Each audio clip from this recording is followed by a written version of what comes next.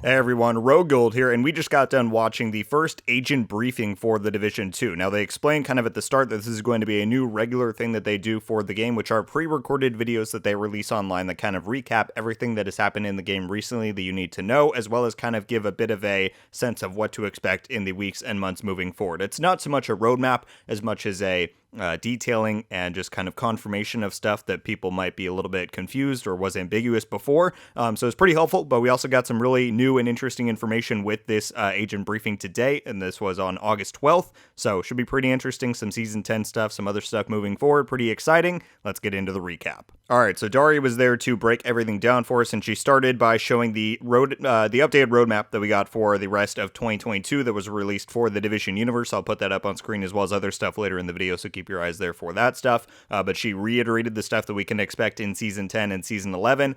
First, then she mentioned that the PTS for TU16 will indeed begin in August, probably end of next week, would be my guess from her wording. And then also, she said that the current release date that they are planning for Season 10, which is going to be called Rise of Power, is scheduled for September 13th. So it got bumped back a little bit. That's why I think we've yet to see the PTS spin up.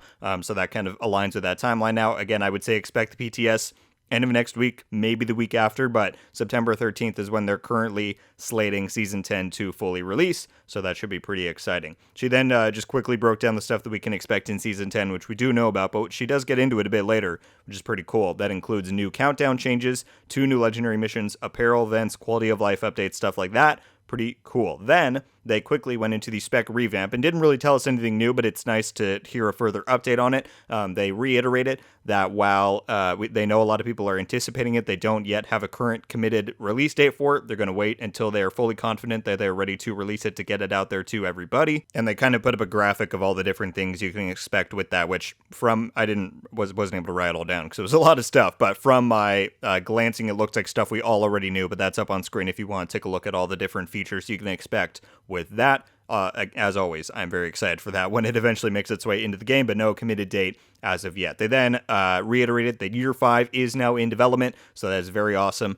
We should have 3 more, including Season 10, 3 more major updates in Year 4, and then 4 more in Year 5. We got a lot of stuff coming for the Division 2. They then also went into a new known issues board, which looks super dope. This is going to be a tool and feature that the community has access to, where the developers pin different issues that they are aware of and that they're working on and which ones have higher priority over others, and that will allow the community to very transparently see what they are working on and what they think is an issue, and it allows us to leave feedback. I think this is a really awesome feature. I think it's something that's really going to help with transparency and communication. The only thing I was not 100% clear on, just from, again, we just finished watching the agent briefing, I wasn't 100% clear on where this can be accessed. I believe it's going to be probably on the Ubisoft forums. But once I find out, I will either pin it in the description or something or let you all know, or I'm sure it's going to be linked on Reddit somewhere. But that was the only confusion I had, is I wasn't absolutely sure where to access it. But in concept, this board looks really awesome. It should be a really good tool for the community to use. Along with the Season 10 release date, this was the other big announcement of this agent briefing. The ETF program is back. Now, if you weren't always part of the Division community for the past few years, back in the Division 1, the ETF, the Elite Task Force, was a program they put together back in Update 1.4, and its goal was to bring in very dedicated members of the community, whether they are content creators or just regular people who like to play the game.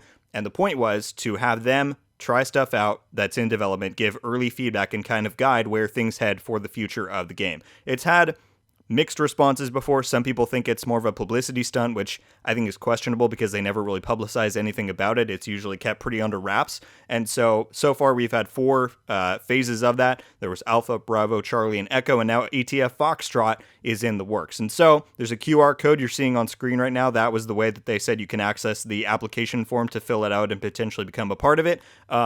In the past, the previous programs had to travel to Sweden, to Massive Studios itself, to participate in the program. That is not a thing anymore, at least not this time around. So that does not need to be something you worry about. It'll be accessed completely online, primarily via a private Discord. So that is going to be the main way you communicate with the developers. And like they said, you will have a direct line of communication with the developers. That's kind of what the whole ethos of the program is about. And this time around, they're making separate PvP and PvE groups, which is something they did not do in the past. So that sounds pretty cool. I'm definitely going to sign up for this myself. And yeah, personally, I'm excited to see the ETF come back around. I think it's just another sign of how they're really planning long-term for the Division 2 right now, and I couldn't be more happy about that. So once again, scan that QR code in the upper corner if you want to access the application form for ETF Foxtrot. Obviously, admittance is not guaranteed. This is a very selective and small program, but again, I'm glad it's coming back. They then gave us some new insights about what their plans are with Countdown, difficulty, and other changes in TU16. We're going to now have 4 difficulties for Countdown, 2 that are below the current one that we have and 1 that's above. So they're going to have Countdown Normal, which is intended for solo players, so that's pretty cool that they're making it a lot more solo accessible.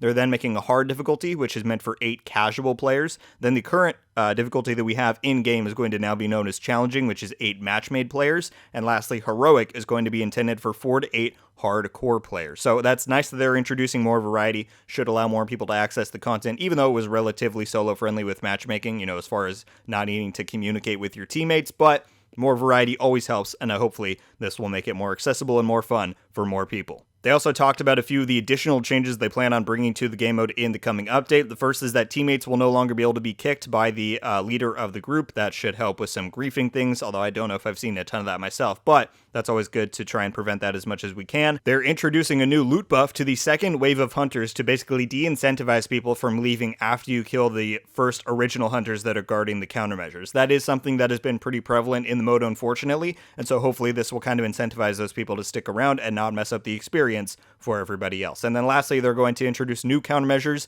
and extra challenges, and I'm very happy about that. I like the countermeasure concept, but there are definitely a selective number of them, and so having more variety is always going to help. I mean, the Summit has so many different types of challenges and objectives in that sense that I think it's more replayable. I'm strictly talking about that aspect of it, and I think bringing some more of that to Countdown, where there's just a huge variety, is really going to help. So as far as the big news goes, that was about it. They then went over some agent highlights and wrapped it up. So there you go, everybody. That is your recap for the agent briefing on August 12th of 2022. Some big news on Season 10 of the Division 2, and that the ETF is coming back. So some pretty interesting stuff, and I'll be very curious to hear your thoughts. Thank you all so much for watching. Leave a like if you enjoyed this video, and be sure to subscribe with notifications on so you can be updated every time I upload. Let me know your thoughts about the news in this agent briefing. What do you think about the new dates for Season 10, the PTS, the different countdown changes we're getting, and what do you think about the ETF returning? I feel like that's going to be the most controversial one, but I'll be very curious to hear your thoughts as always. That's going to do it for me today, everybody. Once again, thank you all so much for watching. I hope you have a wonderful day, and until the next one, guys, RogueGold